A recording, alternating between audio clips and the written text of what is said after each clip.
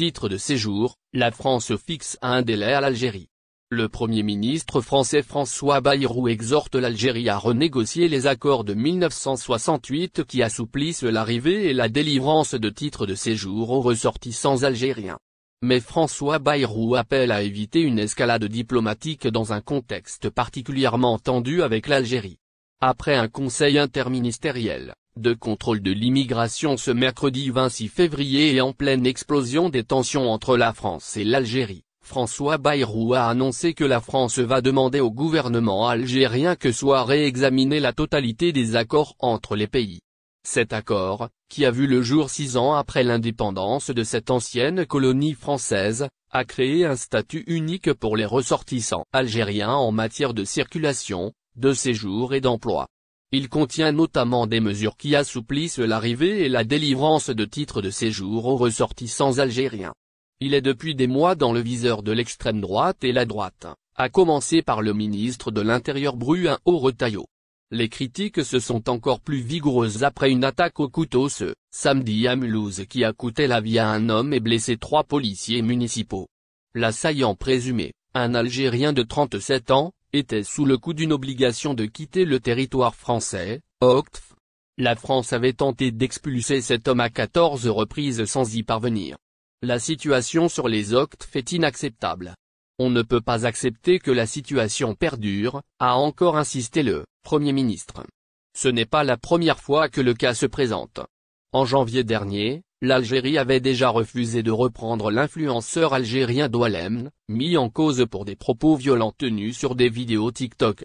Impossible en effet pour la France d'expulser un ressortissant étranger en cas de refus de son pays d'origine de l'accueillir en produisant ce qu'on appelle un laissez-passer consulaire.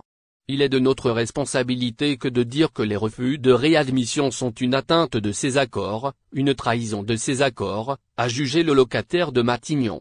Algérie, titre de séjour en France, une échéance fixée par Bayrou. Dans ce cadre, François Bayrou exhorte l'Algérie à réexaminer ses accords sur un délai d'1 mois ou de 6 semaines.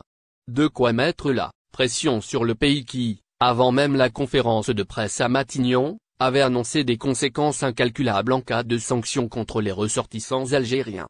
Nous allons donner une liste d'urgence de personnes qui doivent pouvoir repartir dans leur pays, l'Algérie, que nous estimons sensible, a cependant encore insisté le locataire de Matignon. Il n'y a pas de volonté d'escalade, ni de surenchère avec l'Algérie, a cependant assuré François Bayrou. S'il n'y avait pas de réponse au bout du chemin, il n'y a pas de doute que c'est la dénonciation des accords qui serait la seule issue possible, a cependant menacé le centriste.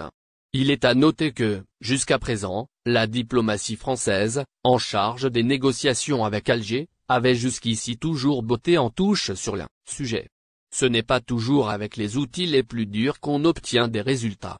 D'ailleurs on a pu le mesurer par le passé, puisque lorsqu'on a durci le ton avec l'Algérie on a fait baisser le nombre d'expulsions, a souligné le ministre des Affaires étrangères Jean-Noël Barrot ce mardi soir sur BFM TV.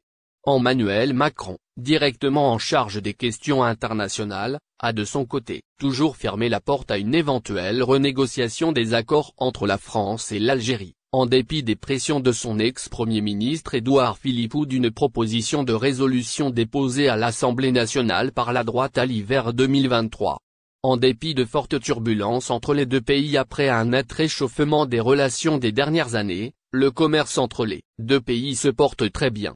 En 2023, les échanges commerciaux entre la France et l'Algérie ont nettement progressé, notamment sur le front du gaz et du pétrole.